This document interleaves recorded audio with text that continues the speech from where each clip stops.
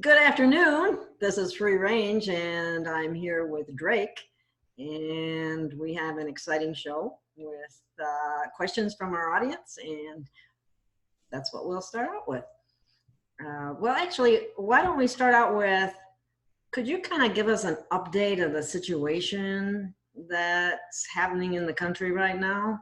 What you know that you can tell us that, some people don't.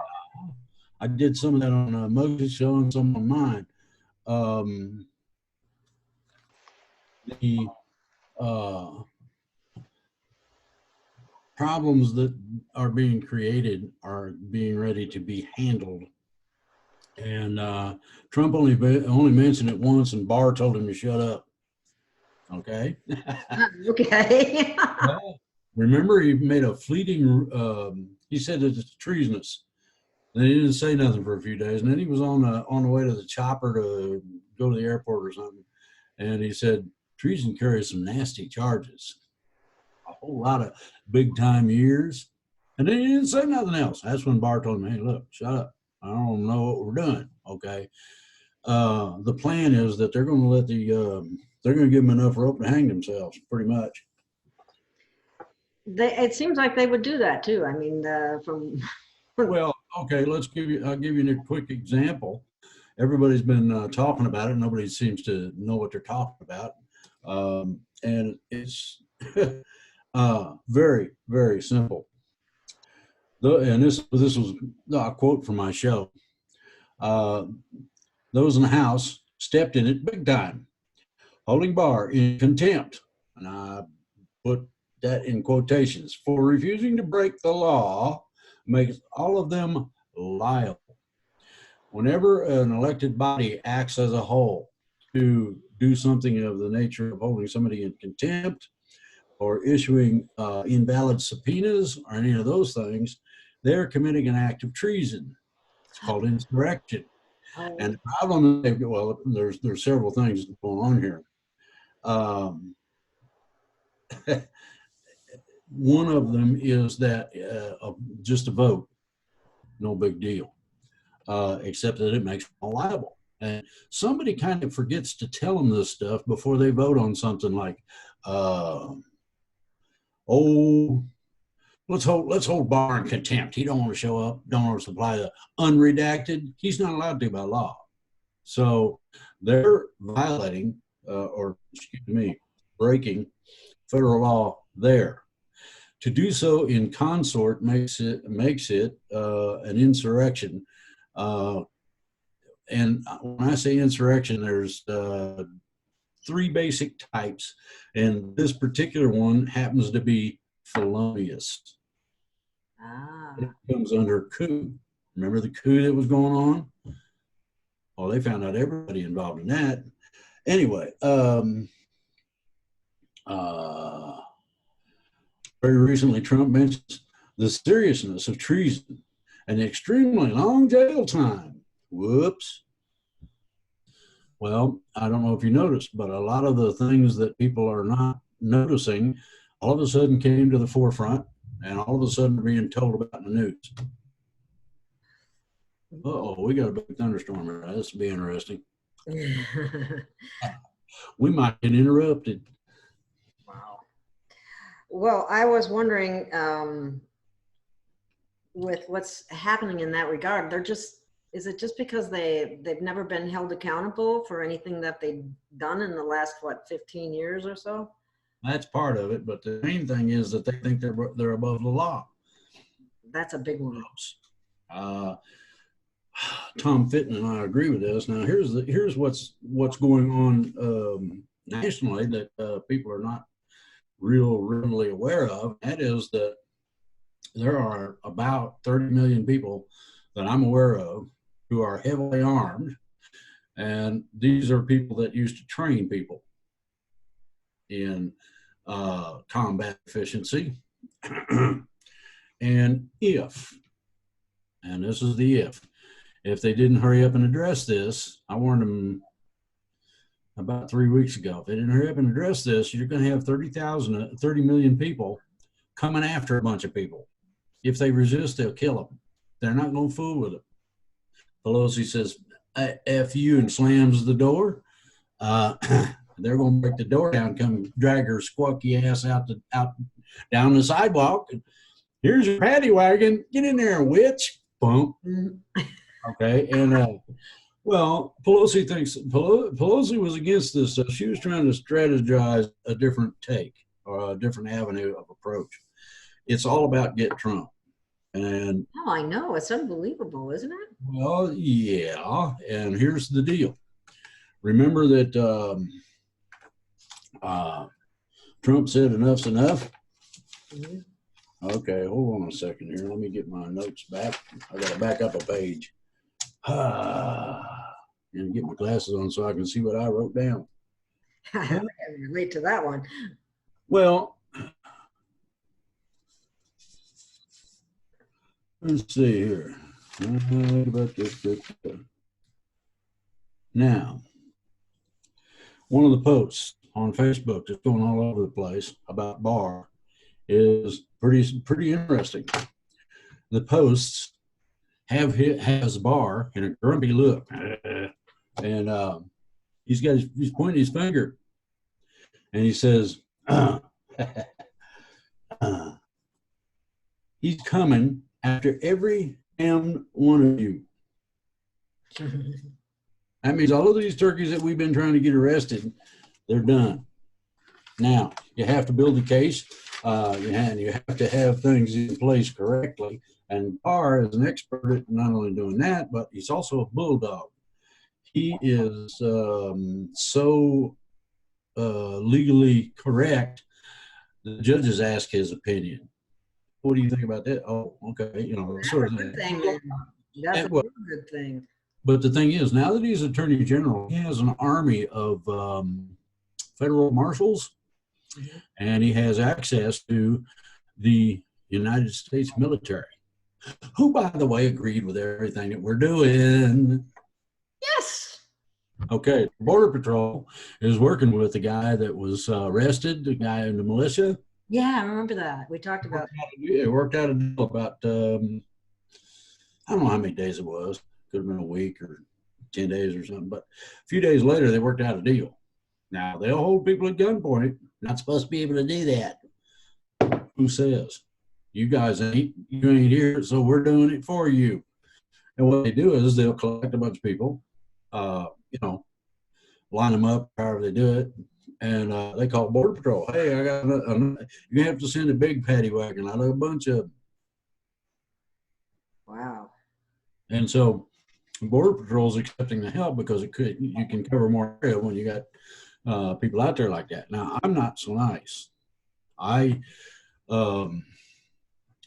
suggested that we take a couple of really good snipers and give them their choice of 338 or 50 caliber sniper rifle, post them on the high ground, and tell them anybody you see that's carrying a gun, shoot them. Just one.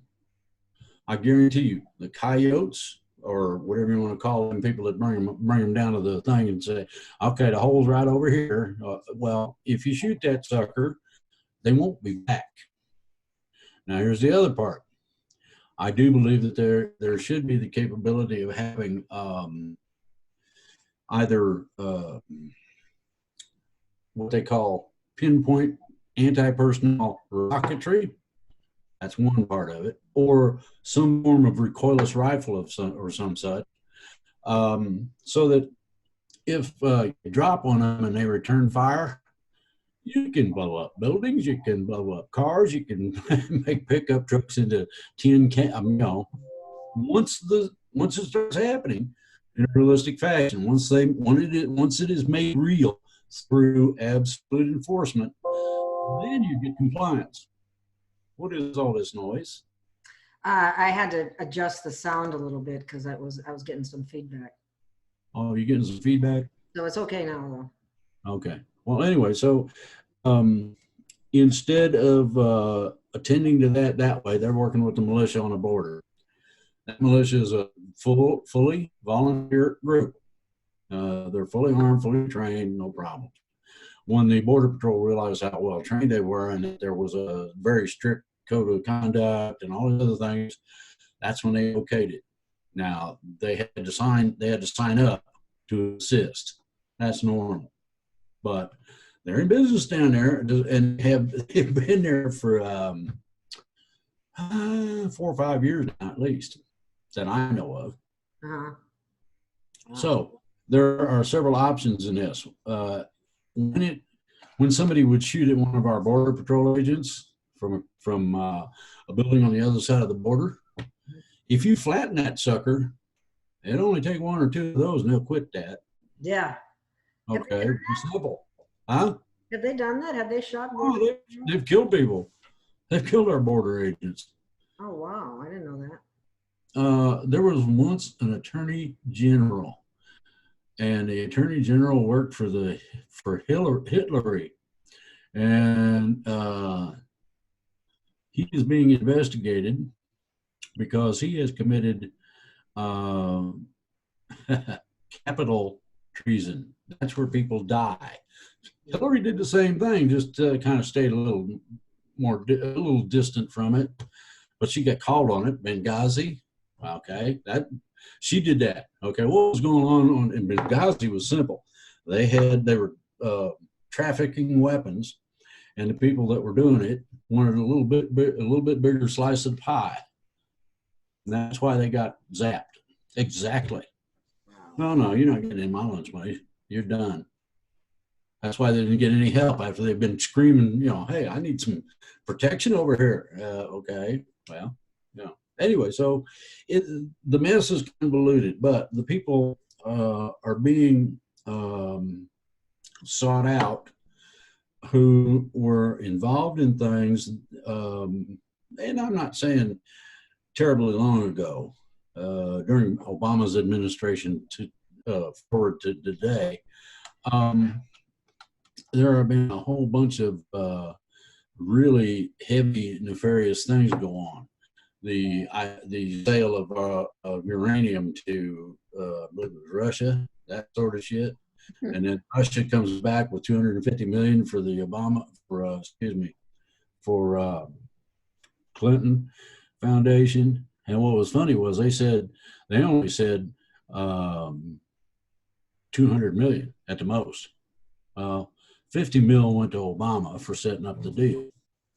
So there's a lot of things going on. Everybody's dirty. Now, Michelle and Obama have stolen $80 billion, and they keep transferring billion. And they keep transferring it around different places trying to hide it. The only problem is we not only know where it is, we know what bank it is, and we got the account numbers every time. So at one point or another, all that's going to come back. It's like California wanting to keep the $800 million for that stupid train to nowhere. And oh no, you don't. Send it back. Well, they were looking to pay some bills with that.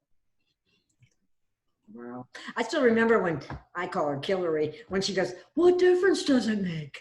Yeah, well, let's ask her the same question when she goes up for capital treason. That carries the death penalty or life in prison. That's the choice. Does it make, Hillary? I think she'd look cute in an orange jumpsuit myself. Yeah. Anyway, what they've done to all of the people that everybody knows, that's obvious. There's a shitload. When I say a shitload, I mean you could fill a train with them that are not known or don't look like they're playing the part, etc. This includes politicians, elites, gurus, Richie Riches. There's let's see here, it was 138,000 indictments, sealed indictments ready to be executed. And all of them had an arrest warrant attached. So that means everybody goes to jail. Now, there is there's 2 places, one in the Southwest, nobody knows about. I'll say that it exists. It is a tent prison. And I mean, it is a tent prison bar none. You get within 3 feet of the wire, and anybody will strike you in the whatevers. You don't go near the wire. No. Oh, wow. Hold on. Number two, they are taken either in small groups or individually to be heard as to specifications of charges. Depending on the specification of charge and what actually took place, we have an island in the South Pacific they're going to stick a whole bunch of these people on. They're going to take them out there by helicopter and drop them in the water. You better swim fast. The sharks are coming. You know, one of them numbers. So they get to experience a little terror. Yeah. Well, it's a fairly good sized island, but it's totally isolated. Nearest shipping channels or waterways that are used by anybody, you're talking 1,000 miles. Well, maybe they can put a note in a bottle. Oh, yeah. But anyway, so they've got that set up, and there are regular flights taking place from the United States to Gitmo, one-way tickets only. There are a bunch of people going before military tribunals down there, and they have built at least 2 5-story buildings, holding cell buildings that I know of, and several, I don't know how many they're planning to eventually build, of like 3-story. Wow. I mean, they're going to have a place for all of these people who think that, who take the Constitution and patriotism and things of that nature as a joke. As a joke, yeah. That's really pathetic. You know, the other thing that I was going to bring up that I've seen happen to other people, the people, when they come out and say, and it's just like what would be considered a verbal threat, like,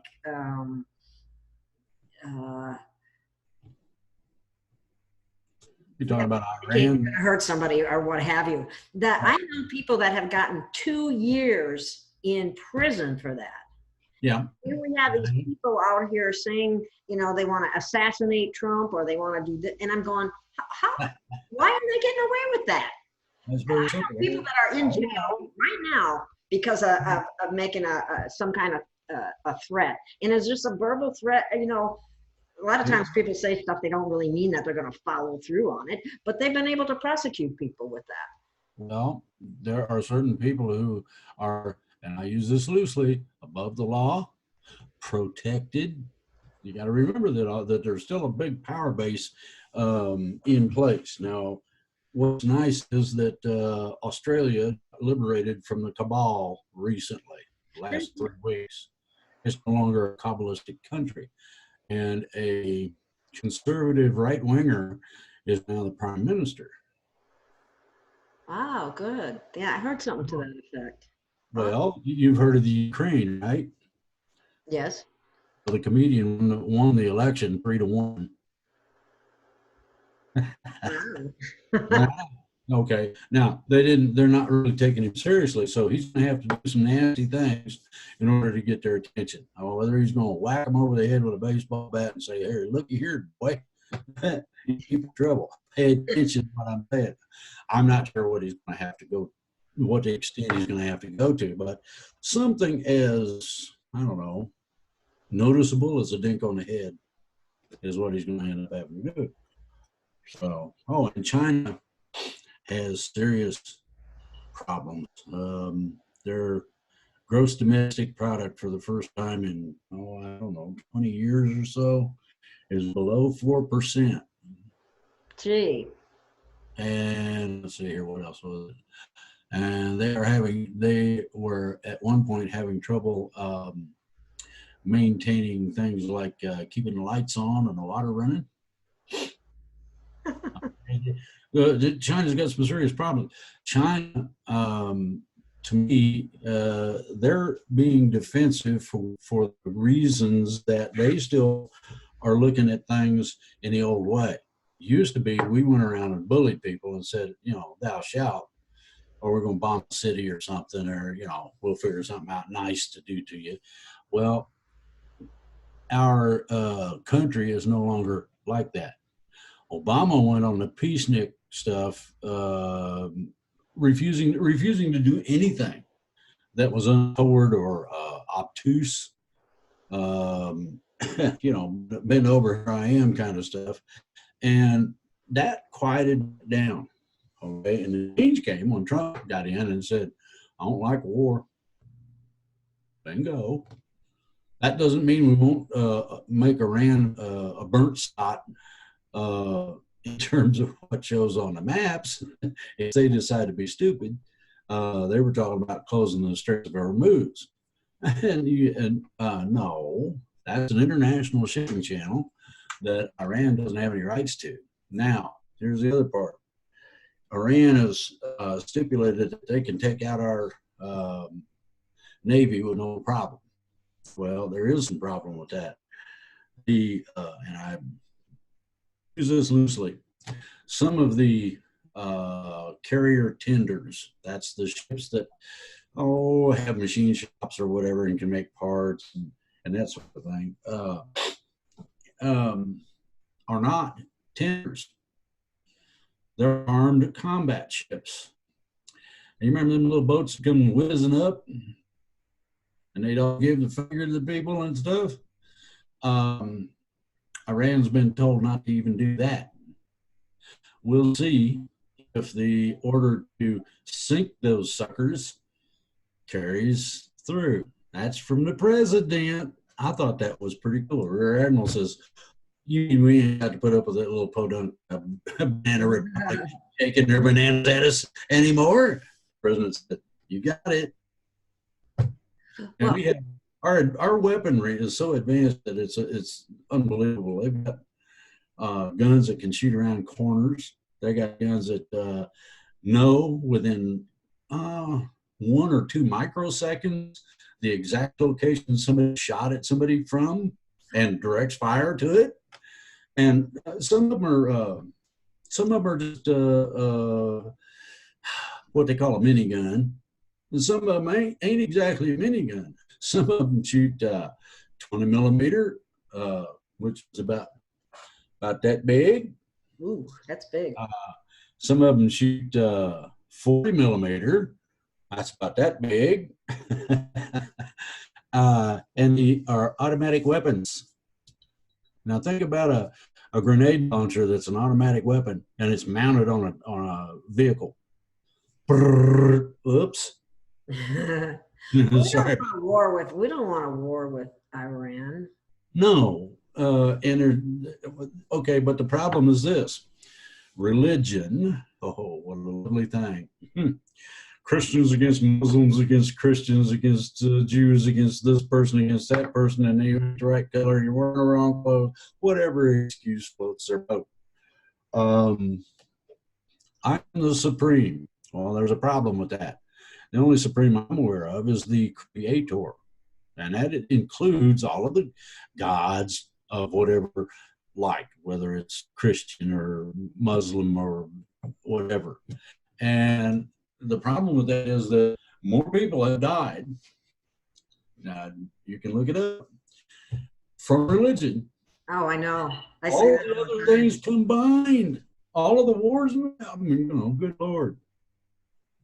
What people do in the name of a religion never ceases to amaze me, because on the one hand they talk like to be all pious and nice and wonderful, and then on the other hand they're killing people. No, they never stop. Religion, you're dead. They never stop or hesitate on either one. They want you. Religion was described as the opiate of the people, meaning that we have a lot of people that at one point were, and I use this loosely, peaceniks. And that can be hippies, that can be somebody just don't agree with what's going on or whatever.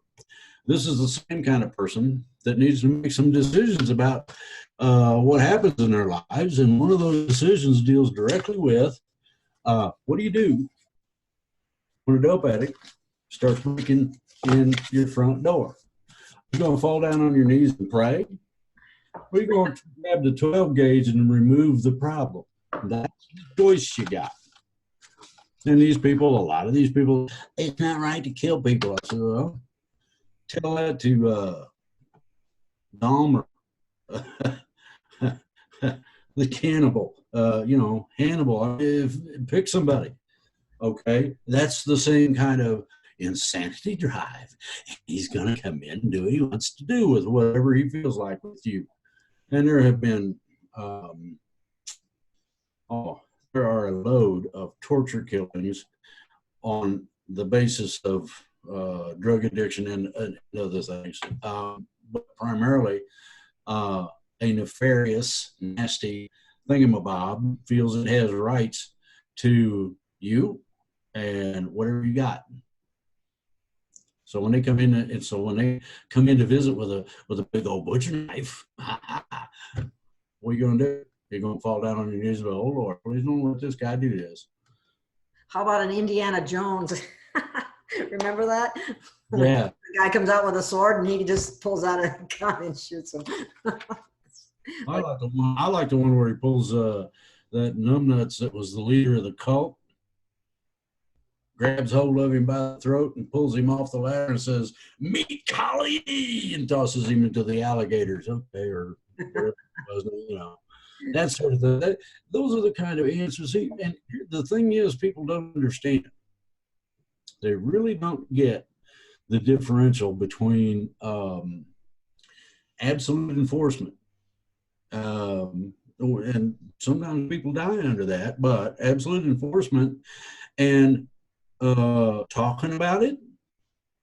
If you have a radical Muslim and you try to talk about it, you're going to eventually get your whatever's cut. That's basically why they're, radical, and or shot with an AK or run over with a truck or whatever it may, come out to be. Um, here's the fun.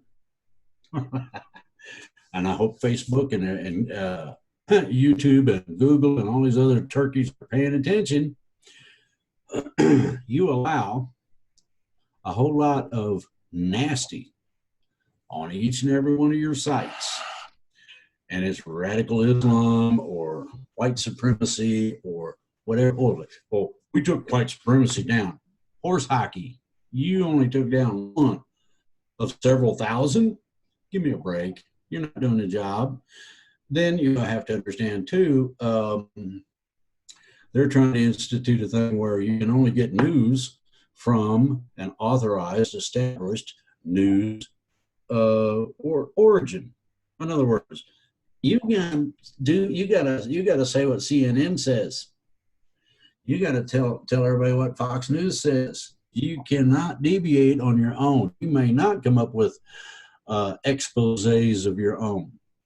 Well, that problem with that is that flies in the face of freedom of press.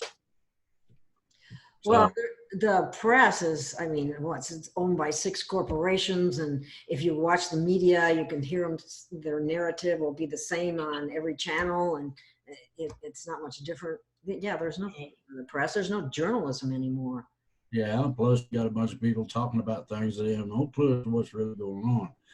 I have contacts at extraordinarily high levels in sensitive positions that keep me informed as to what's happening. They also tell me what I can and cannot disclose. And whatever they say I don't disclose, I won't mention it. I honor that for the simple fact that I want to keep the information flowing so that in the case or the event where I need to really blow everything out of the water, I'm still here to do so.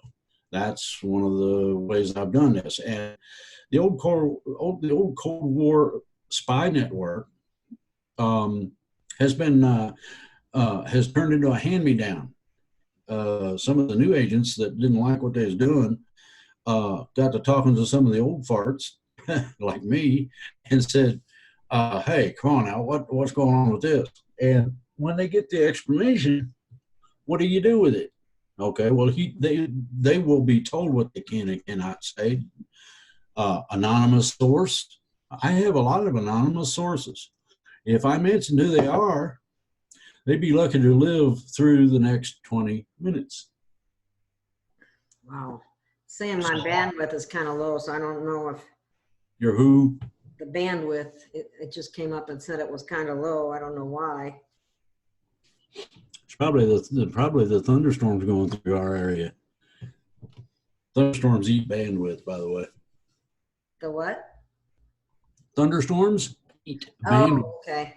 Well, you know what? I guess I should ask a few of the questions that we got. Okay. Let's go with a real simple one right off the bat. Why is the North Star no longer north? It is north.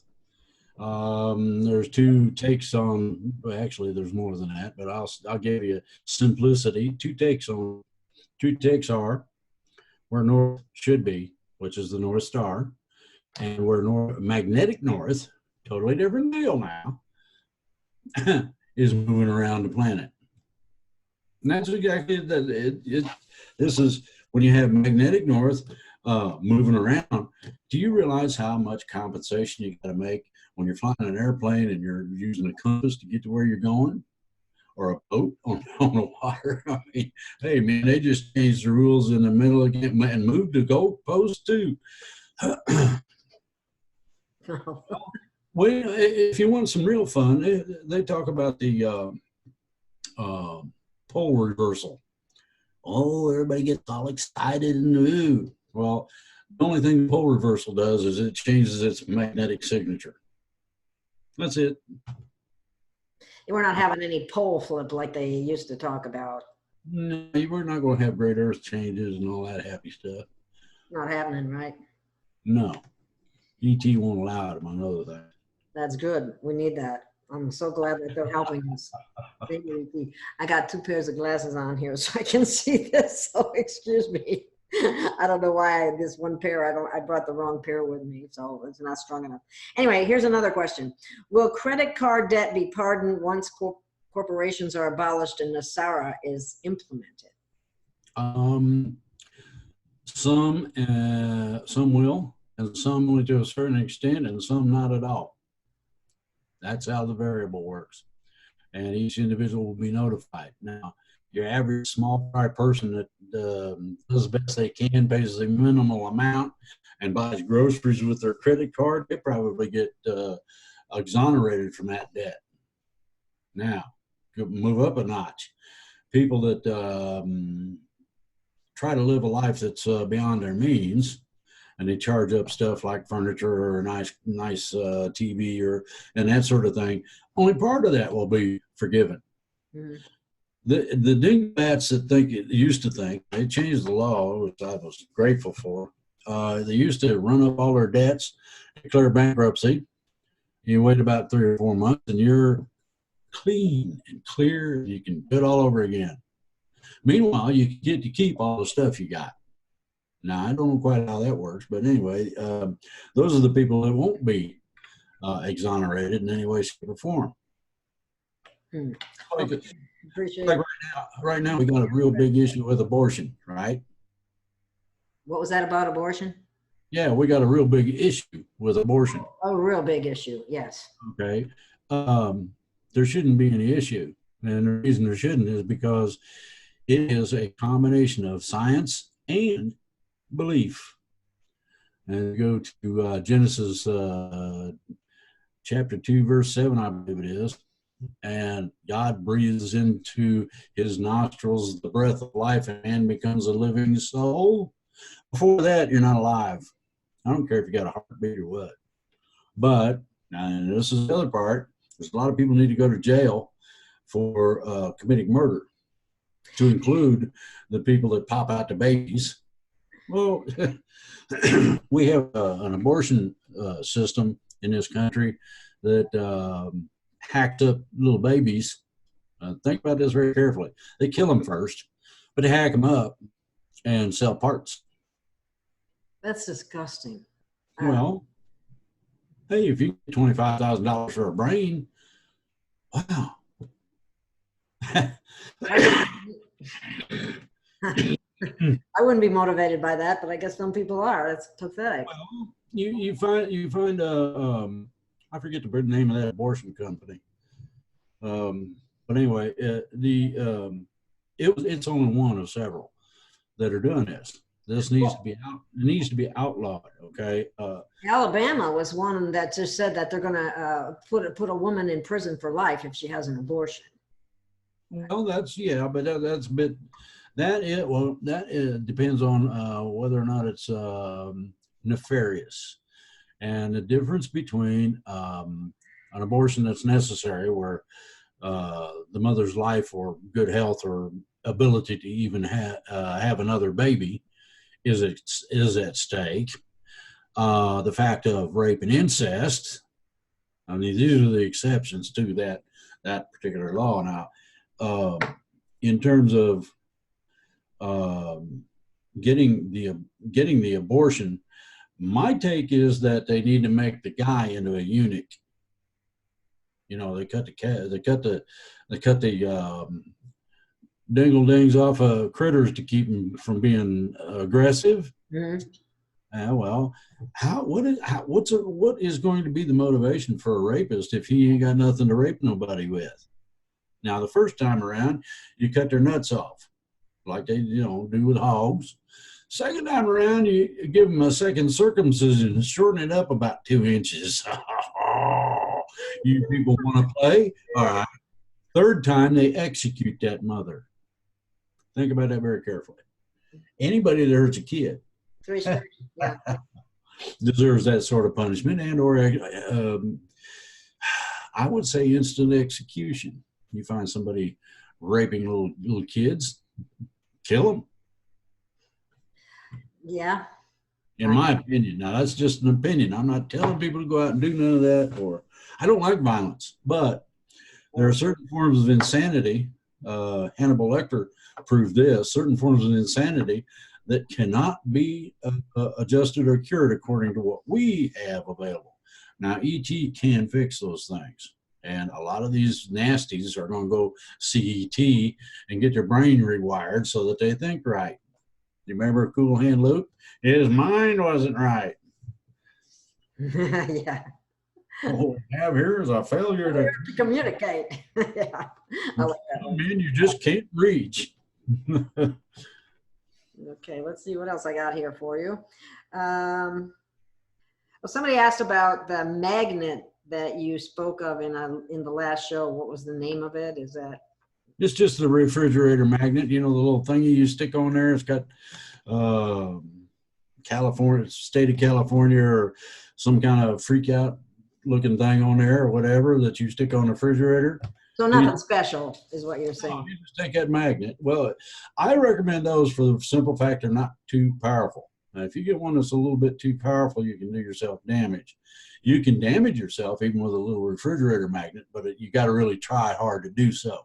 Anyway, what you do is you take that little sucker and even a disc magnet, that's something that looks like a coin. They're usually, ½ inch in diameter, if that. Mm-hmm. Usually. Now, the sheet magnets are different. That's the rubberoid kind that they glue onto something and it'll stick. Mm-hmm. That's different. Okay. I'm talking about the one that's made out of nichrome. That's what the name of the substance generally is. It's got very little nickel cadmium in it, but just enough. And what happens in magnetics is you get varying frequency outputs from varying kinds of material. Lead has an output. It's not really magnetic very well, but it has an output. Steel and all those others, the iron magnet, everybody's familiar with that. If you take a screwdriver, and this is something anybody can do, you want to have some fun, take a compass, sit it down on your desk or table or whatever, and run your screwdriver across the top of it. You'll get a little bit of a reaction, but not much. I don't know what's going on with this. Hold on a second. Okay. Hey, I'm on a show right now. Can you call me back? Of course. Sorry, I didn't know you had a Thursday. I didn't know either until it happened. Okay. Bye. Anyway, you get varying frequencies and waveforms according to the material that the magnet's made of. One of the safer ones are those little refrigerator magnets. The magnet itself is not expensive, but it puts out the correct frequency, and it's not strong enough to cause extreme damage if you accidentally misuse it. All you do is just take that sucker and you turn it, put it on the back of your neck. There's a little indentation in your skull, okay? You can feel the skull bone stops and the neck begins. Oh, yeah, yeah. Okay. Right in that area. You put it in there and wait a couple seconds, and your system will pick up on the magnetics. Then turn it slowly. If you get resistance in your system when you turn it, you got it right the first time. If not, you can turn that thing 180 degrees and it'll make the difference. All it is magnetic flow. Irrespective of that, what that can do is monumental. It can heal all kinds of diseases, mental aberrations, etc. And that's just one technique. Wow. Well, frequency really is what it's all about, isn't it? Yeah. Frequency, vibration, just like Tesla said. Well, what I liked was that the people that taught our ancient civilizations how to do things taught them this. It is terribly old. Okay, let's see. What do I got next? Oh, there was the question that was asked about what is the difference between the Zim Bond and the Zim Note? In value with the revaluation, or is the better word Gasara? No, Nasara doesn't exist. Okay. Love that one. Ha, that pisses people off. If you mention it to the wrong people, they'll get pissed at you. But anyway, two items in this, and the first one is very critical. There's not that much difference between the two in this particular case. It's not the same kind of financial structure that we have here in the United States, where a note's one thing and a bond is another. Mm-hmm. Okay, that doesn't exist with the Zim. Then you have the differential between the Zim Note, which is just as good as the Zim Bond. Generally, the bonds are not in circulation. You get the Zim Notes. Oh, okay. That's basically it. Okay, and the Zim is coming up to be. Oh, it's going along just fine right now. I'm waiting.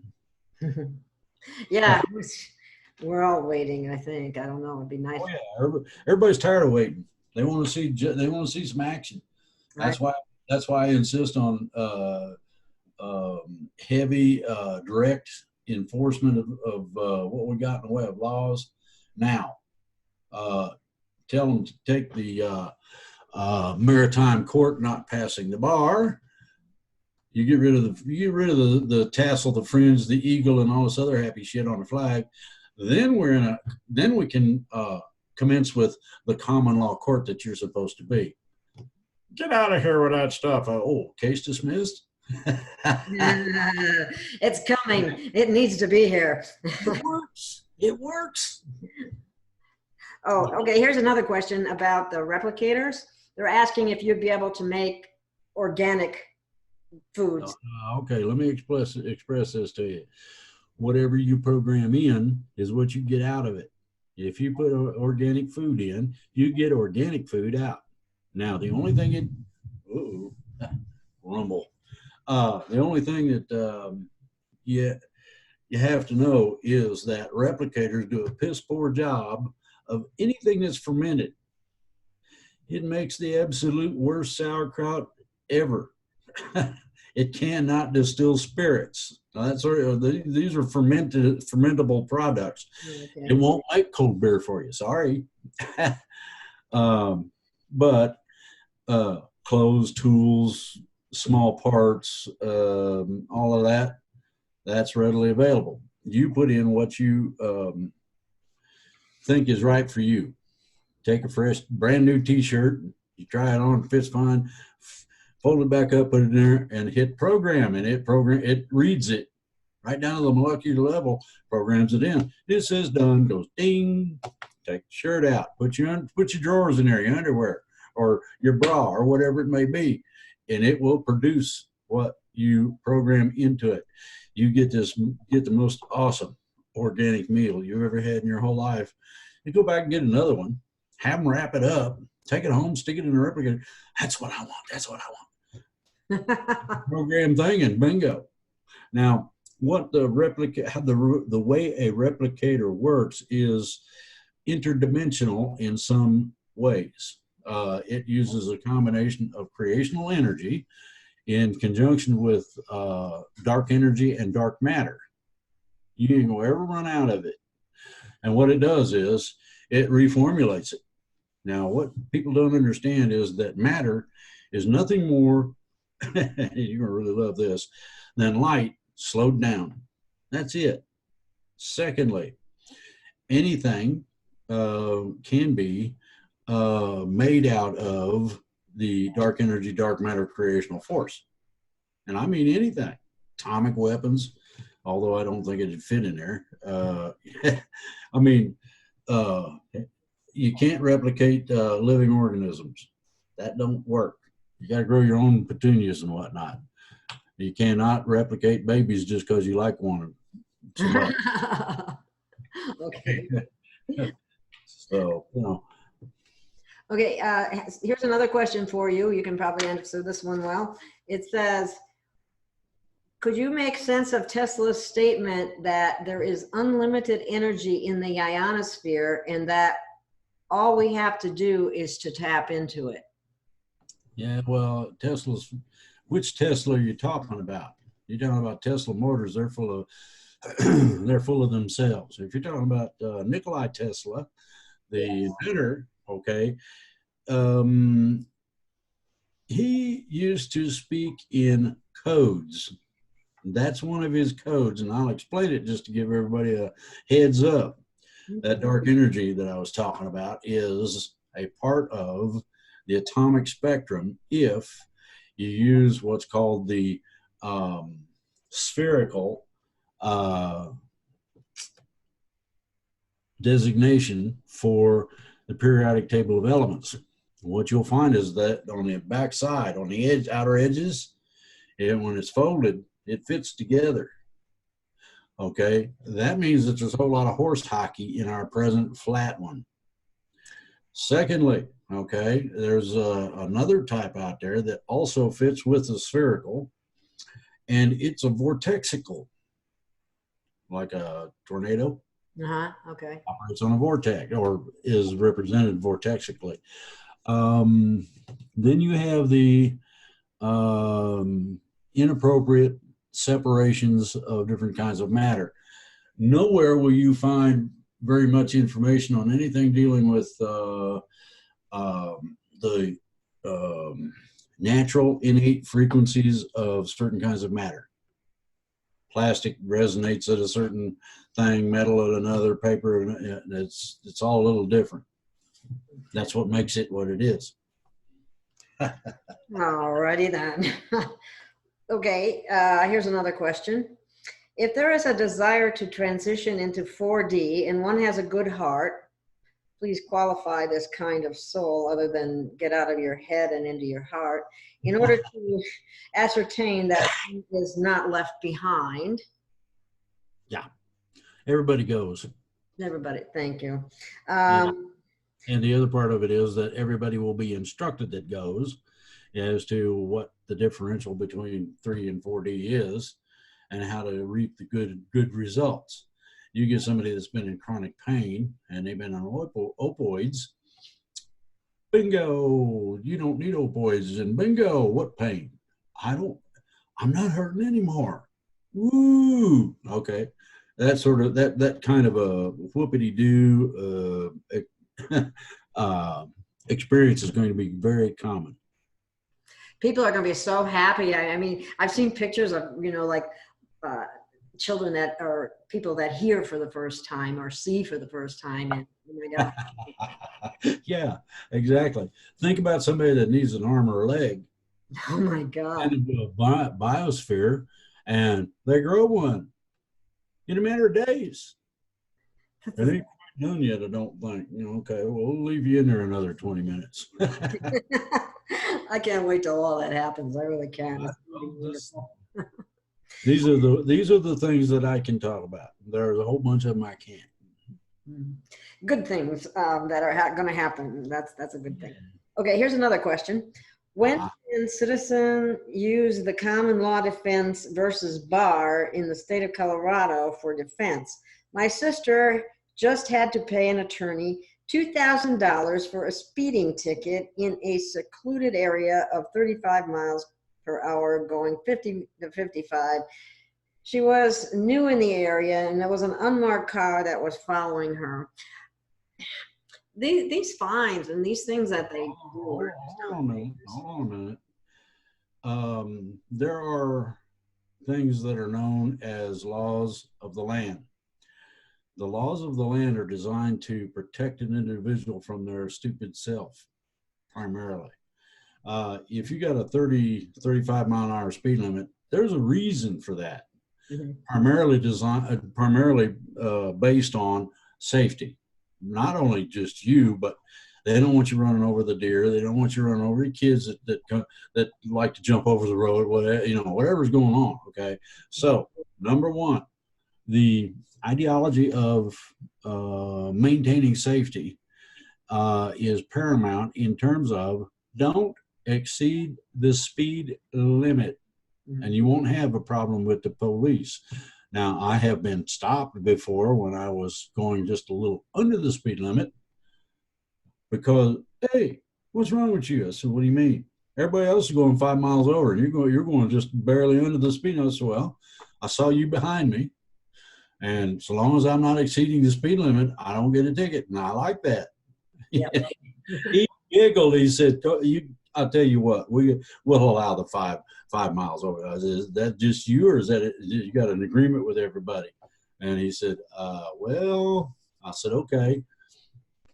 So I just go along with the speed limit. It's the speed limit if everybody's following the speed limit. Now, here's the trick. If law enforcement is not stopping, say 18-wheelers, and they're exceeding the speed limit, I can exceed it. If a policeman is driving along and he's exceeding the speed limit, now that does not mean he's got his red light and siren on, he's on a call. Did you see that light up behind you? Yeah, I did. Was that lightning?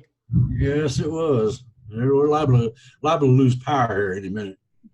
Anyway, you're allowed to maintain in terms of matching speeds with the police.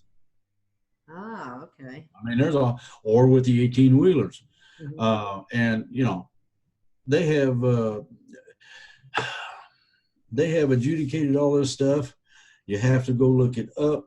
You have a combination of state Supreme Courts generally are the appealing the rulings of lower courts that say you're guilty and all else. Super high fines are designed in such a manner that they get your attention, so you don't do that again. And sometimes they absolutely bankrupt poor people. They can't even. Well, now hold on a minute.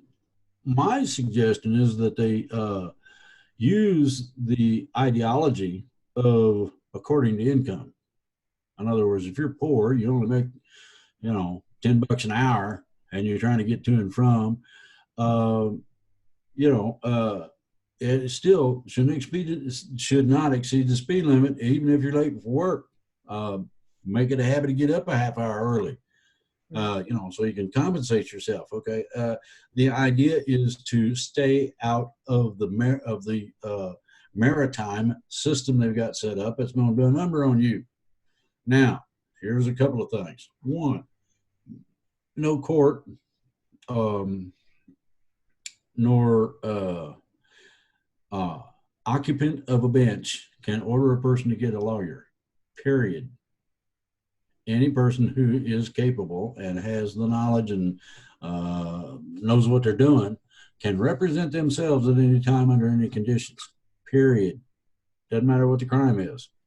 If it's speeding, jaywalking, murder, does not matter. You are allowed to, on the basis of being a free person, you are allowed to practice law without a license. There's no legal requirement that they can place on a person where they have to have a license.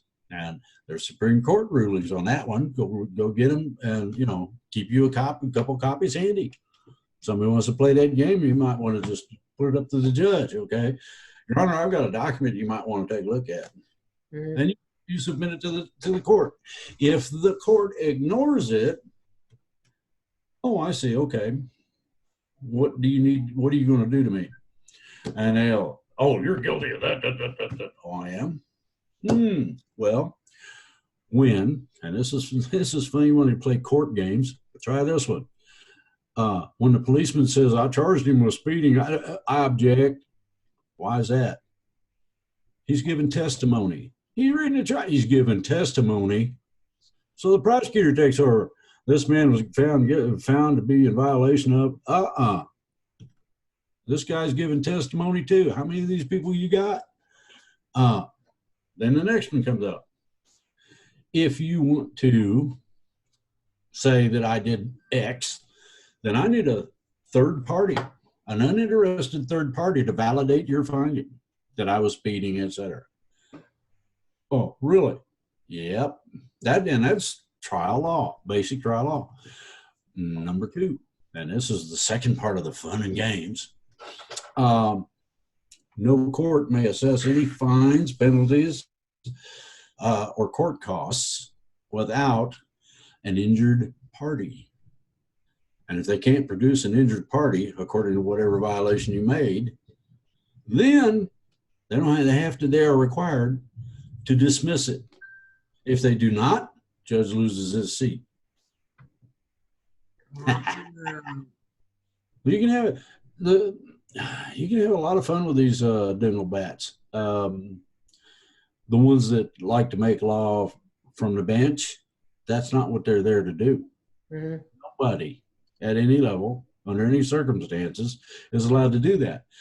And they have made it a habit. Okay, well, that habit has to be broken. The way you do that is to allow the judge to go ahead and do what he wants. And then you go to federal court and file a complaint against the dingle bat for playing games with the law, specifically dealing with an offense they allege that I committed.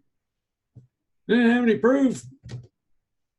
What do you mean? Well, they didn't have a third party that was an uninterested third party to say that I was speeding.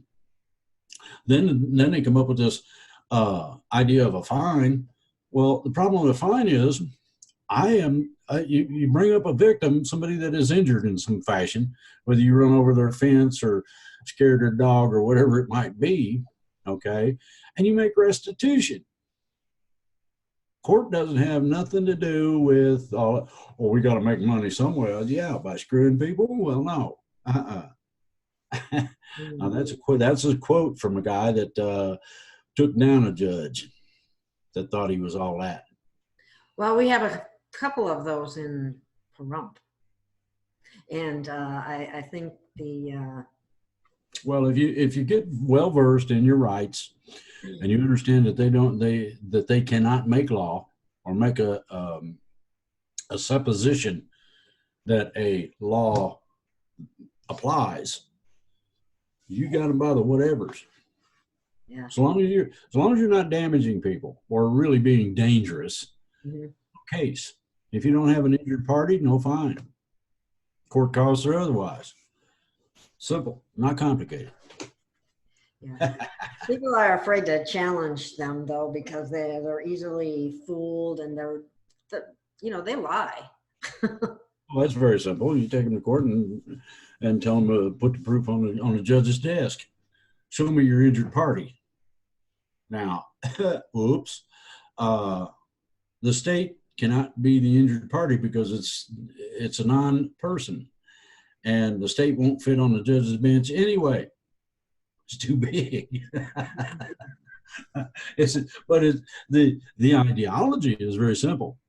If an individual thinks that they can make the law, then you have the right to contest it, specifically when you have validation to go with it. And the validation is very, very simple in these sorts of cases.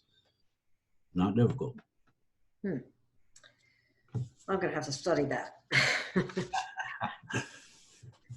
I was forced to. I had people asking me questions about this, that, and the other thing. Mercy, sweet sakes. I will give you an example. A little bitty example. It's don't take a couple minutes. What's neat about this is this. somebody decides they're going to foreclose on your butt. Oh, okay.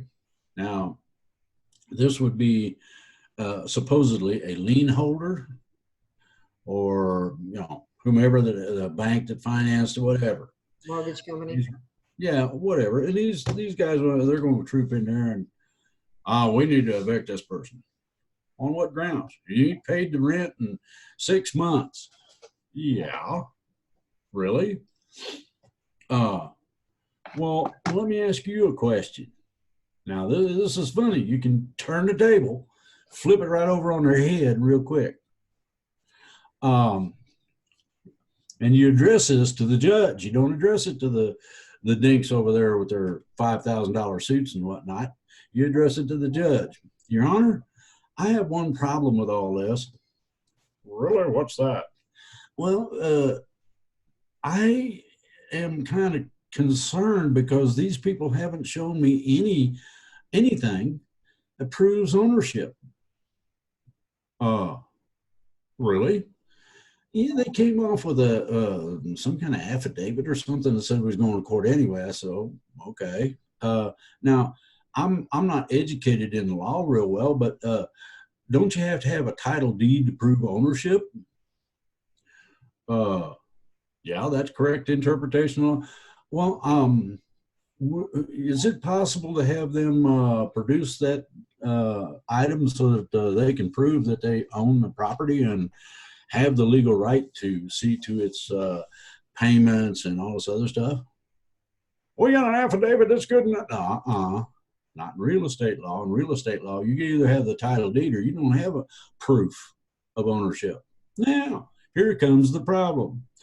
Remember the mortgage-backed securities, where they take a whole bunch of mortgages and bundle them up and, oh, here's a security. What they do is they use the title as the assurance. And when that thing's bundled, you give it 30 days and it will have been sold at least that many times. So they don't have a clue where the title's at. They can't prove ownership, then they don't have a case. Now, Your Honor, should I pay these guys anything anymore? Most judges will go, you know what, you got a point there too.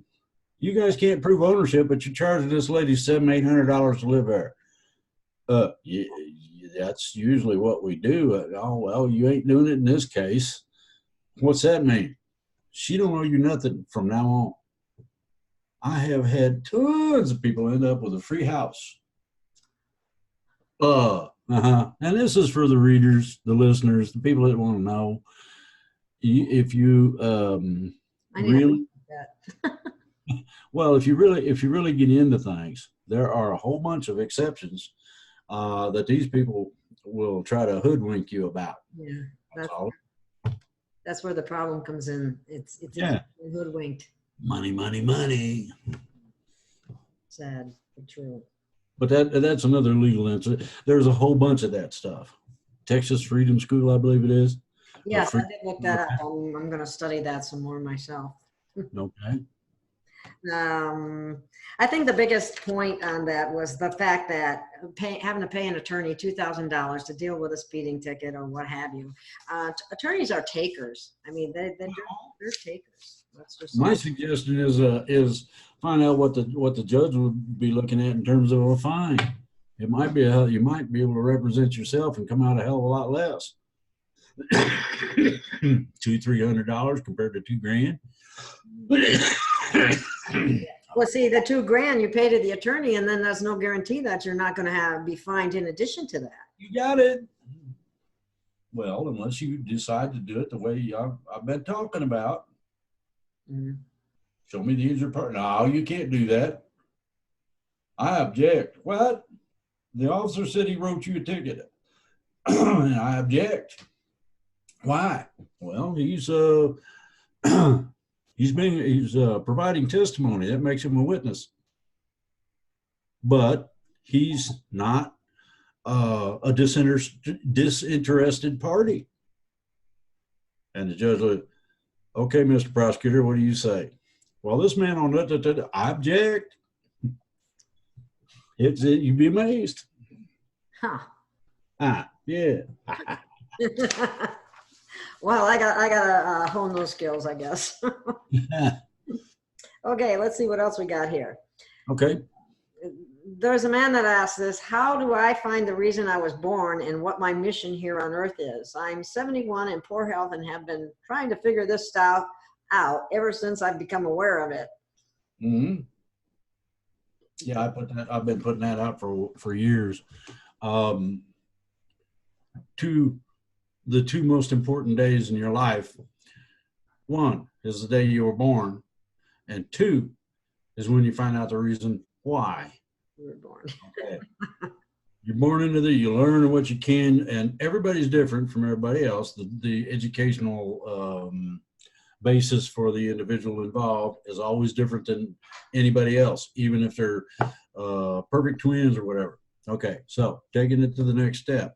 I highly recommend that they get themselves to a point where they are fully psychically active.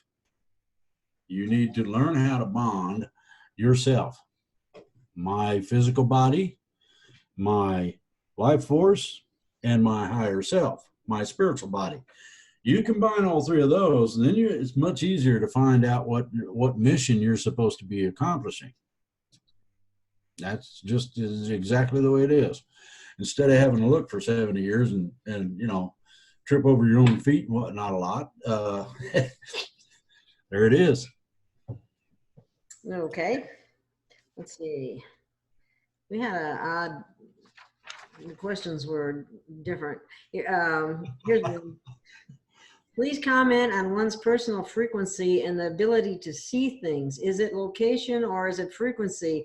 Or perhaps now that our planet is sentient ship is changing into the fourth, or some of us are in a bubble. Is there any evidence? Is there any evidence of this? No, in terms of the going from 3D to 4D, the preparations have been made for 3D to come up to the point where it can transition to 4D. That's first. What that involves primarily is a good, solid majority of people acting like they're supposed to. The ideology of Christian brotherhood, the ideology of helping somebody, the ideology of giving somebody a hand up, not a hand out, the rectification of our governmental systems that you'll find in some of the 200 odd countries we have on this planet. We all get along, we get things settled down. That basically puts us in good standing in terms of the transition. When we get to a certain point in our standing, bingo, they flip the light switch and off and down the road you go. And it's instantaneous, 3 to 4. It goes poof. And you're all of a sudden there. Now, the thing about it is each individual, and I've seen this a couple of times, each individual has something that will tell them that they are no longer in 3D. It could be that their cancer is gone. It could be that they don't hurt anymore. It could be that all of a sudden they're aware of things on the other side of a solid wall. And how can that be? Well, the human condition is about to take a pretty giant leap forward.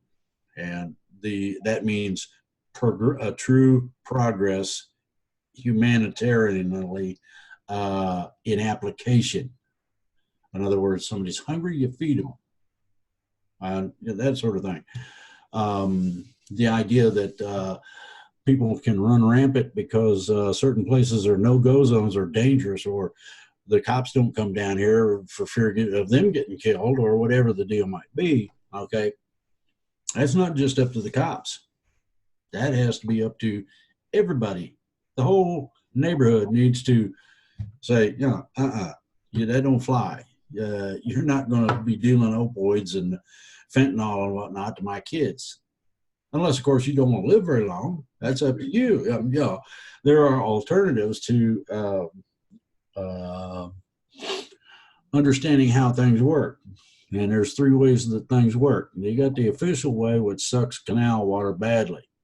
You got then you got the unofficial way that isn't a whole lot better, but it's not worse. It's not a whole lot better, but it's something that you can manage.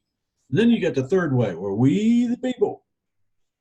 You want to be a dope dealer, go somewhere else. You want to be well, they have found people. Let's see here.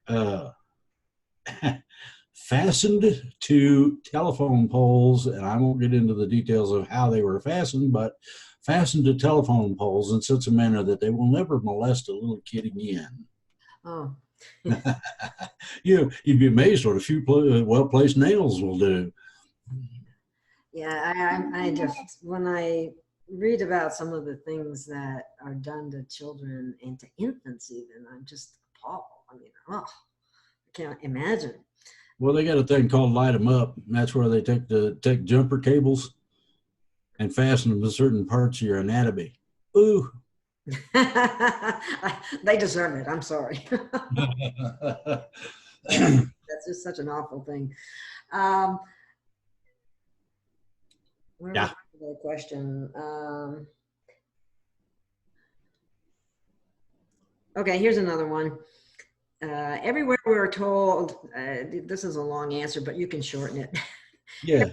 Everywhere we are told all of us, our humans are special versus hybrids with no soul, or reptilians or Dracos, and the latter two, collective consciousness. For years, I have been led to believe the RH negative factor gives you special abilities or higher IQ, etc., meaning you're alien gene, but in reality, you're more reptilian. Would you expound on this subject? Oh yeah, that's easy. Yeah. Everybody's got some reptilians in them. Some more than others, and most less. When most people have anywhere from 2 to maybe 5%. That's average for the average person. Okay. The funky nasties have got 15, 20%. The ones that get above that have to have a holographic projector on them at all times to make them look human. And what percentage? A little bit above 20, 25%. Okay. Interesting. Around 32% and above, they got to have a holographic projector to make sure that they look or appear to anybody that looks at them as being human. What's this? They're putting this on the RH factor. Well, the RH factor does not mean what they think it does, and a lot of people would like to say it does. And the only problem with it is that there ain't very many RH negative factors out there. Most of them are positives of some sort. 85% of the population is normal. 15% negative, and then you can break that down into the different blood. Normal? What's normal? Hello. Well, I'm not sure what that all means. I guess I'm not normal. So anyway, well, next question. The idea is that they think they can tag something. They think they can blame something. They think they can show an avenue. And these people are not correct. Good. I didn't think so. Okay, this is from someone in New Zealand, and I got to put an extra pair of glasses because it's real small print. I'm from New Zealand, and we are getting extremely worried about our Prime Minister, Jacinda Ardern, who has recently started the disarmament of our citizens, starting with semi-automatics, but the list is to grow tenfold very soon. A question for Drake next time, please. What, if anything, can we do or implement here, Drake, to ensure we won't end up like Venezuela and lose all access to guns? Ardern is a socialist through and through, and she is moving very fast to get more banned. It only took her 3 weeks to change our laws after the Christchurch mosque attacks without any consultation with we the people here. John Podesta was here 3 days prior to that event as well, which speaks volumes. We are freaking out a bit down under. Okay. you're going to have to try to have a referendum. That's where we, the people, vote on a specific subject, be it weapons, be it whatever.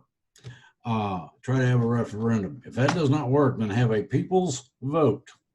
You can do that online, and you can have it certified by the electoral committees involved in the elections that are held there. Those are your primary ways. Number 3, you have a revolution. Now, if a socialist, and that's the problem. This is why Hillary didn't get in. She was way too, let's see here, friendly and acceptable of socialism. That's one of the reasons she was not. They've decided long before they decided back in 2013 she wasn't getting in.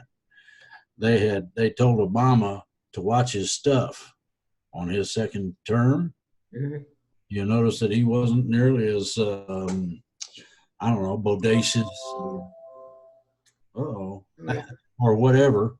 Well, I got a phone call. I mean, he was not nearly as bodacious or in the news and whatnot in his second term because he was told not to do that. Now, these people that I'm talking about are the ones that you have a group of people.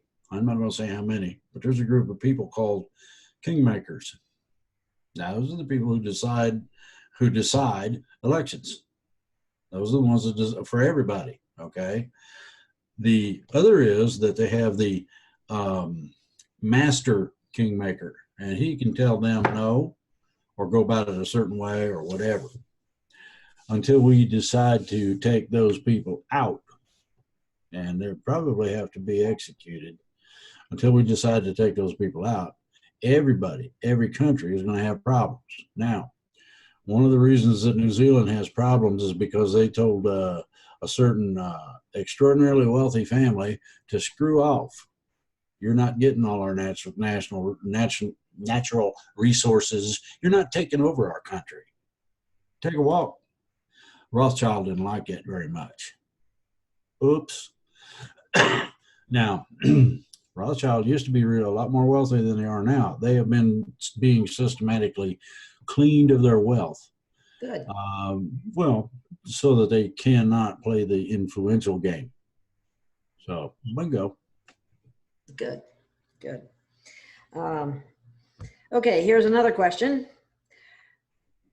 Why not house the illegals at the FEMA camps under military protection, not deep state, which would take control of any outbreaks of disease they carry and take care of the deep crap left on the streets until they can be deported? Or number 2, make a deal with China to take these homeless refugees and immigrants, since they have 50 empty mega ghost cities, which would give them more labor forces and make it part of the deal that they be trained and given an education to give them life skills.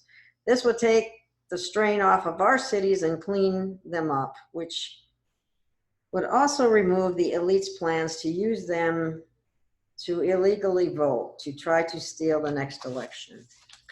Well, China, those people just don't go home. China ain't gonna volunteer for that. That's one. Now, we have three or four different issues. One, I advocate that they drop them back over the fence. I agree with you on that one. You go back to Mexico. Now, international law supports that, irrespective as the fuzzy thinking liberal Democrats do. For one, it eliminates all of the problem of catch and release, and the other part of it that's not being taken into consideration is the cost effect and the amounts that are involved in taking 20,000 people and giving them a major physical to find out what kind of diseases they got or maladies is going on, and then treating them for it. Well, you want to stop this stuff? It's real simple. start sending the bill to their country. You bill Guatemala several $1 million. Well, okay, we'll take it out of your foreign aid then. Fine. Nah, you're going to end up owing, whatever. What? Yeah, I like the way, Trump has been doing that type of thing. And I think that's wonderful, because why should we be paying for it? Exactly. Now, the problem is that he has not officially gotten that into effect yet. Mm-hmm. So when he does, if it was me, I'd go retroactive for at least a year or two, Mm-hmm. and say, hey, guess what? You're not going to get no U.S. aid for about 5 years. What do you mean? Well, we've been giving you about $1.5 million, $2 million a year. Yeah.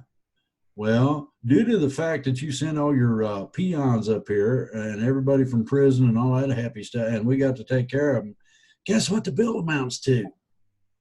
It amounts to more than what we were giving you, so you actually owe us. That's the way it should be. I like that. Well, I like that a lot. that goes to two things. One is responsibility. The Democrats don't feel responsible, therefore they do whatever they feel like they want to do. Or immigrants, oh, I'm not an immigrant, I'm applying for asylum. Really? Okay. Wait a minute, you go ahead and apply. Okay, they apply. They've got about a 5-year backlog right now in terms of that sort of problem. And guess what? You go back over the fence. Now, we got extra people, and some of these people are not Border Patrol agents. They're regulars, they're citizens. They are veteran soldiers, and they're armed, and we don't know what they might do to you if you decide to come back. So be careful about what you go ahead and live in the tents over there. The first thing is enforcement. That's first. Nobody has shot any of the coyotes, blown up their vehicles, or made them responsible for what they're doing. Okay. The responsibility of an individual who is seeking asylum and escape from, it's warfare down there. Okay. The first country you come to who has the capability to offer asylum is the one you got to take. That's international law. They don't have the right to, I don't want Mexico. They're too cheap. They don't have enough welfare. I'm going up to the States. Well, they don't even have the right to apply for asylum here. That's the fun part. When those things start getting enforced, and that's first. And number two, we don't have any of the catch and release. And number three, we make their home country, whether it's whomever it may be, responsible. I like that. You send them a bit. Well, we just had a guy come back that was tortured for 2 years. He comes back to the States and dies from being tortured. And the country he was held in had the audacity to send a $2 million medical bill for his medical care. I know what I'd say to that. Oh my God, yeah, really, wow. Well, this whole immigration thing is not immigration, it's an invasion. Exactly. And it's it's financed by George Soros, approved by Pelosi and Schumer and a few others. And you'll love this, who get paid by both the cartels and other financial sources to keep the border open. I bet I could stop that. And no, it'd take me a little longer than 20, 30 minutes to get there. But after I was there, I could take care of that in about 10, 15 minutes. It's real simple. There was a thing once written by a man who had 2 or 3 master's degrees in different types of finance. And that's famous. Everybody uses its title now. Well, somebody was going nuts trying to figure out what was going on a financial basis in a Senate hearing committee. I got a hold of the guy that was the assistant director of the committee or some such. Anyway, I got a hold of him and I said, "You want the answer to your problem?" He says, "Of course we do." I said, "Okay, I'll send you an email and you're going to have an attachment on it. It's clean." You can go ahead and you can run, run it through the mill or whatever you want to do, but it's clean. And I about crapped. I'm watching the Senate hearings on this particular thing because it deals with finance. And this citizen has sent me a document, and it's written by some really heavy hitters. And he's standing up and he's holding the document out to the chairman of the Senate Finance Committee. He said, I need to enter this into the record. And he looked at that and he looked at it and he said, 20, 25 pages worth. And the title of it, and this is interesting, was Follow the Money. And it is a part of the Senate Financial Committee, Investigative Committee's permanent records. Whenever they investigate somebody, they get a copy of Follow the Money. And it teaches them how to go all around the world and find out who did what to who and how much it cost. I did that. That's one of I couldn't stand it no more. I read that thing and, man, simple, straight up, logical, and yet what it followed was international finance law along with the individual countries. And if anybody here in the States were hurt, then, wherever the victims are, that's where the brunt of the legality is supposed to fall.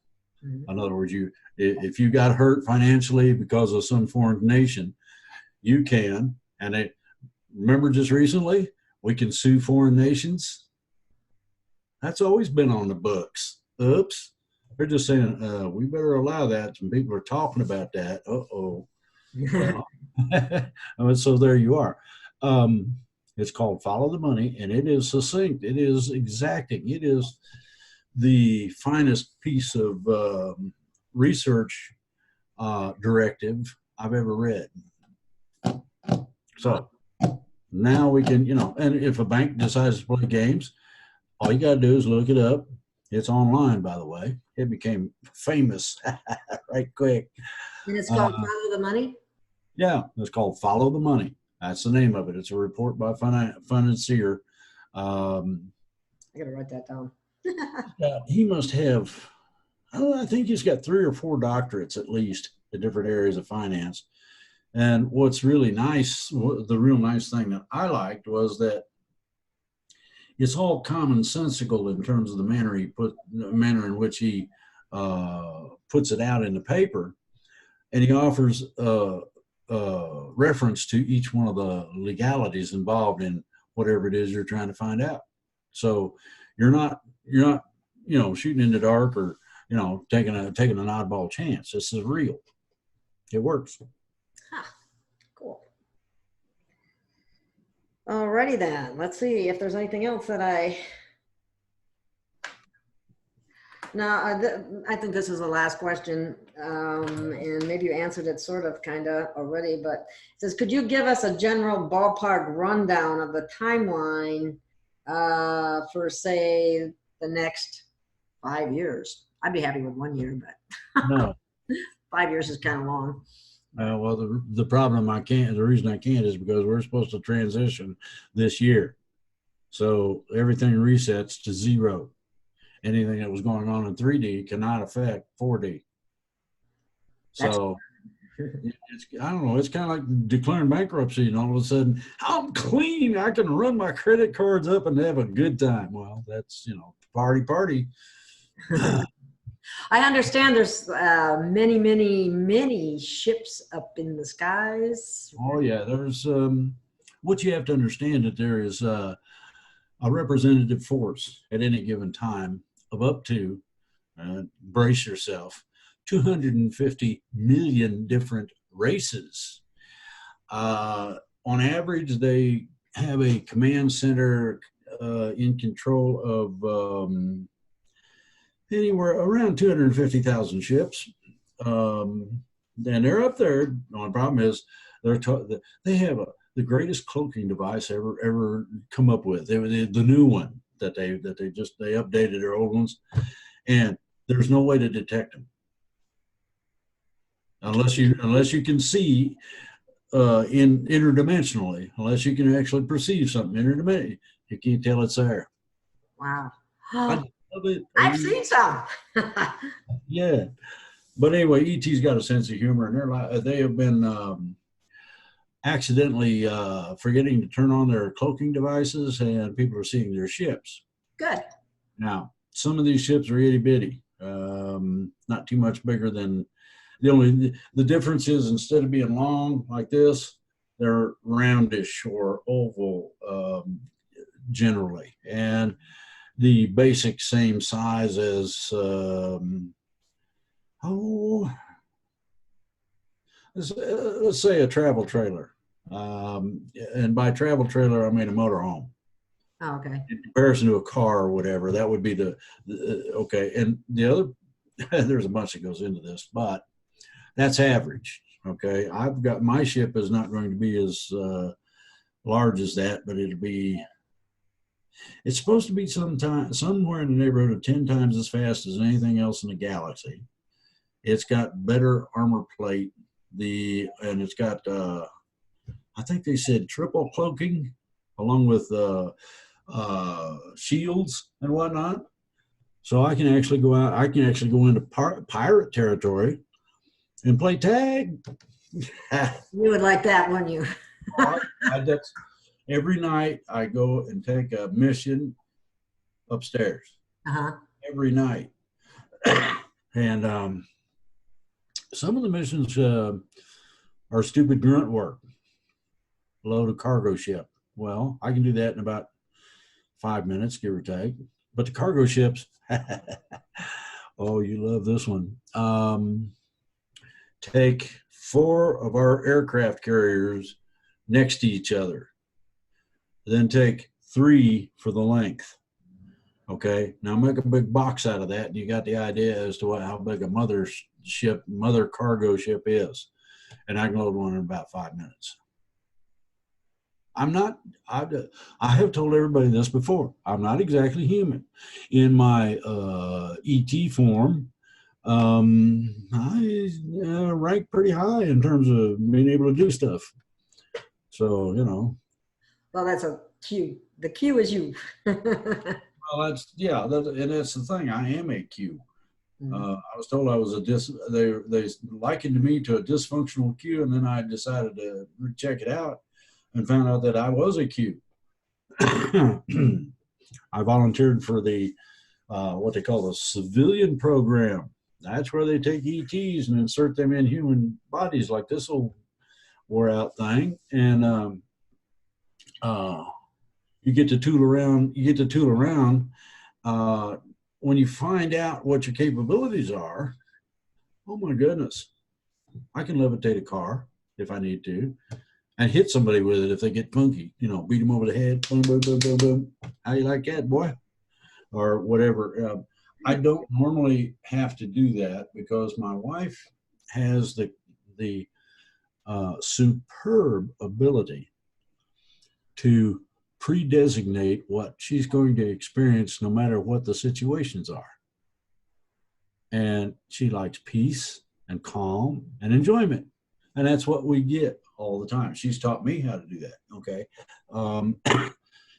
I am one of the absolute originals. I don't know if anybody's familiar with an elemental being, but an elemental is one that is one of the elements, supposedly. And that don't mean just earth, air, fire, and water either. I was in existence and there when creation took place.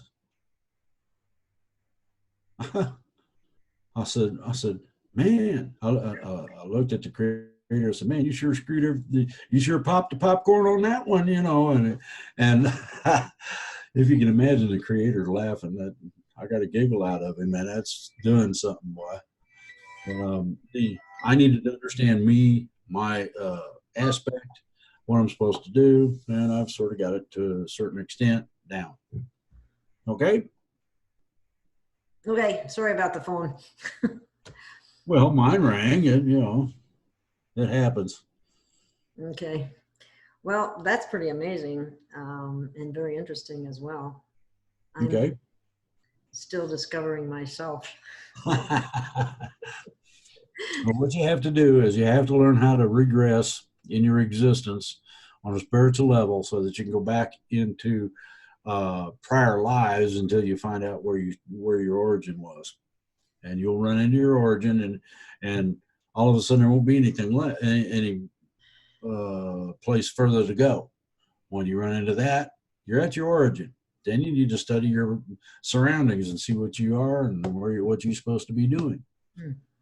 Well, I know I'm pretty old. Maybe not as old as you, but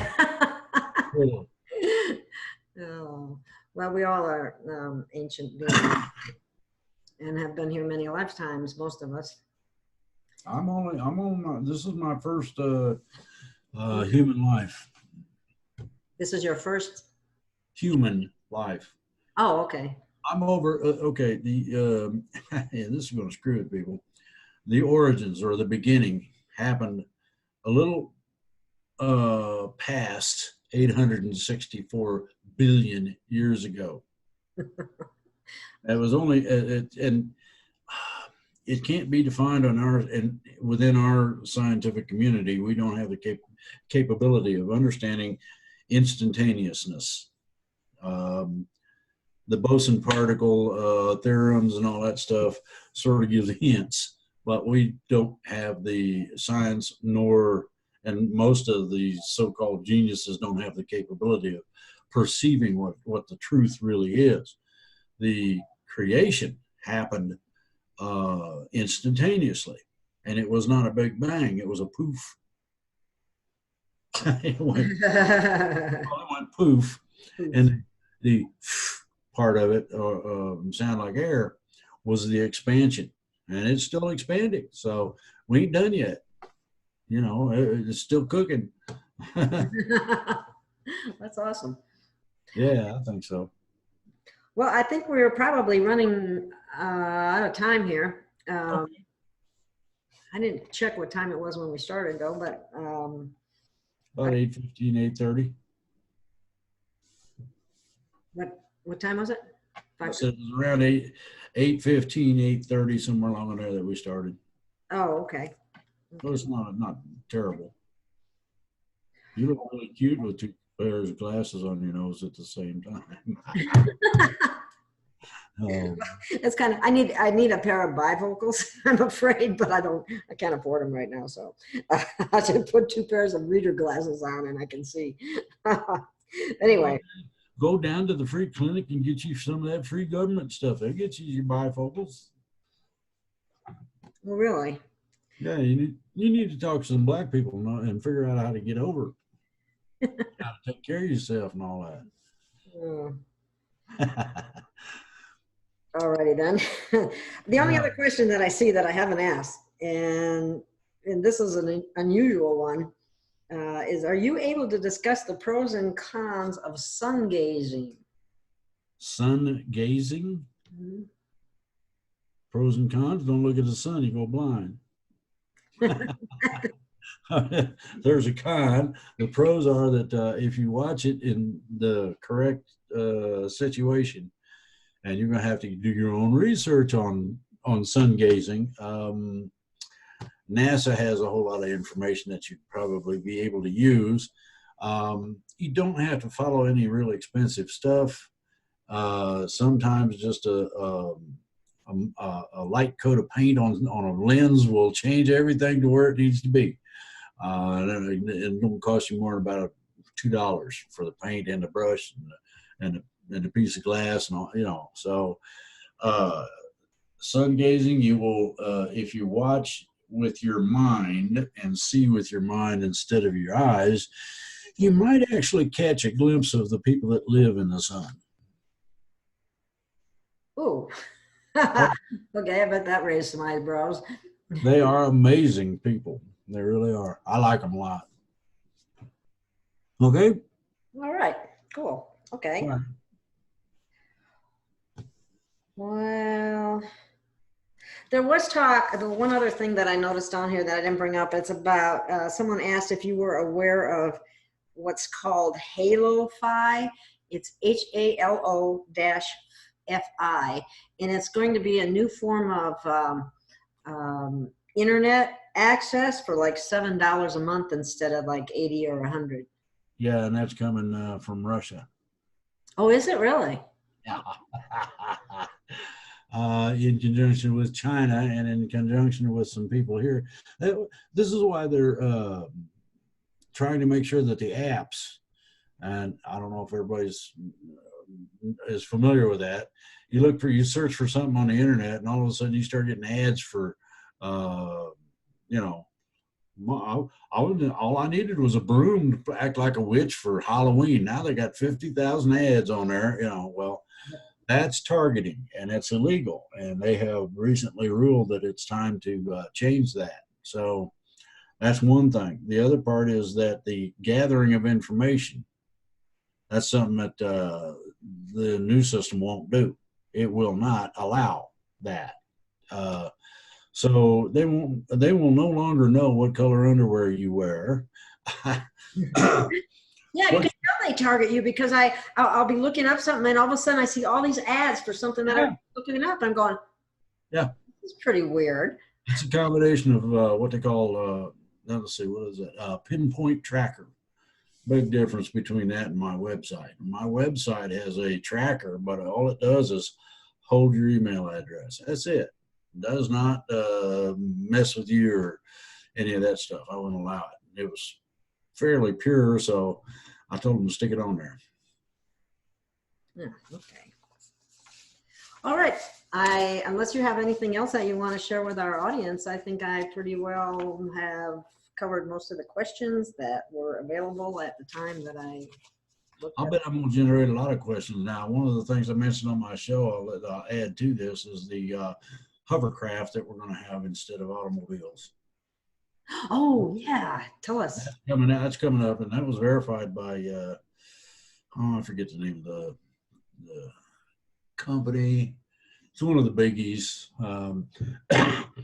They report on financial and investment things and new inventions and a bunch of other stuff. But the interesting part about it is that they validated what I was telling about what they'll do. Now, at first, you're only going to be able to get about a foot, maybe 18 inches off the ground. But that means the only thing you got to have is a set of skids. You know, like the aircraft comes down and sits on them kind of thing. You don't have to have tires. You will not have to have a gas tank because you won't be burning fuel, nor an engine, nor transmission. We're going to lighten this sucker up. Oh, my goodness. Now, at first, it's going to be limited. You'll follow the roads. As we progress, certain people will be tested, and we'll find out whether or not we'll find out if you drive if you're flying like you drive. If you do that, you're not going to get any more than 18 inches off the ground for life. But if you do okay with it, then the bug. If you do okay with it, then they will slowly graduate you into what they call terra firma.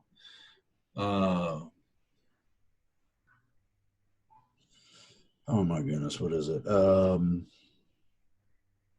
Terra firma proximity flight.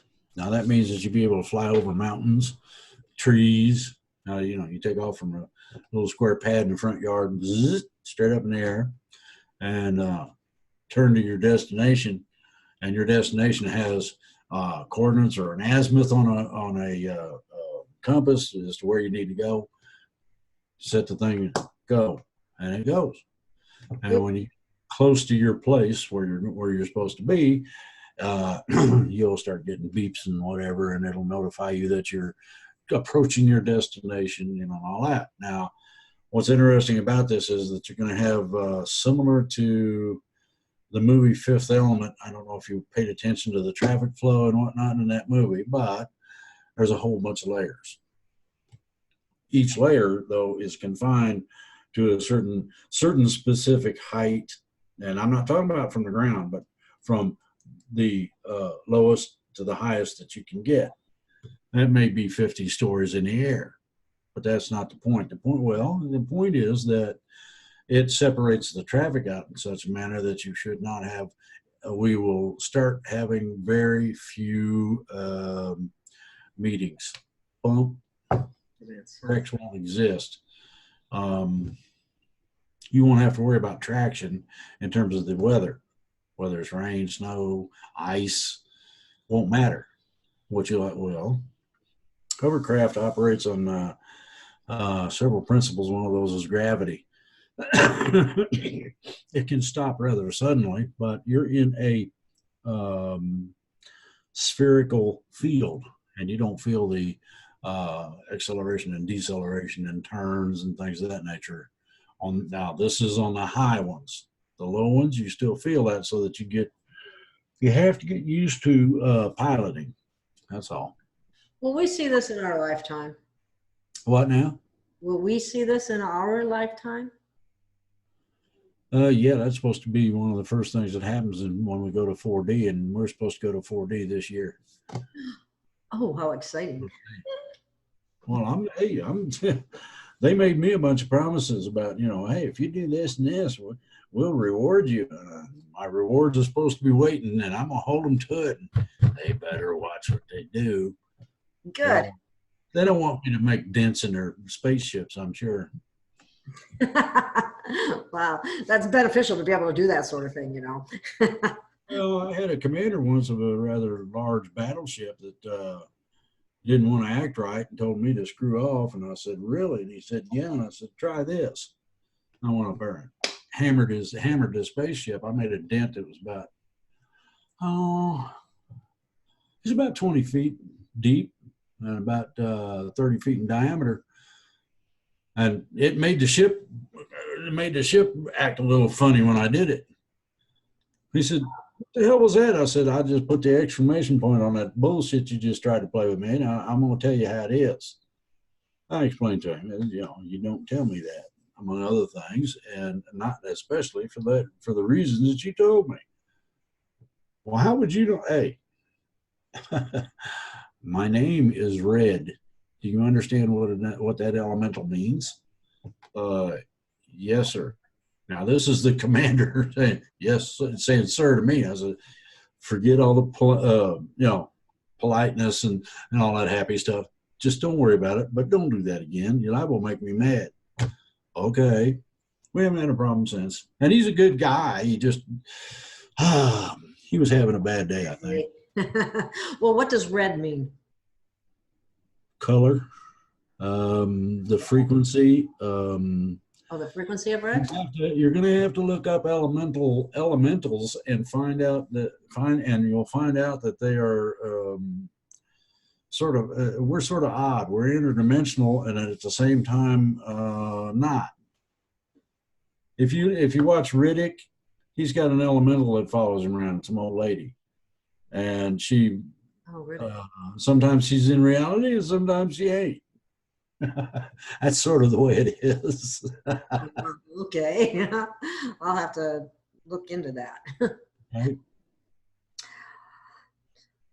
Alrighty then. I think we have just about covered everything that I have anyway. Okay. So why don't we wrap it up for today, and we'll be back in another week or so and cover whatever time it fits. Okay. All right. Alrighty then. Sounds good to me. Yeah. Thank you so much, Drake. I always appreciate being able to talk with you and share this with the audience, and they love you. Well, thanks for having me. I appreciate being on the show. Great fun. Thank you. Good night, everybody. Goodbye. See you again soon.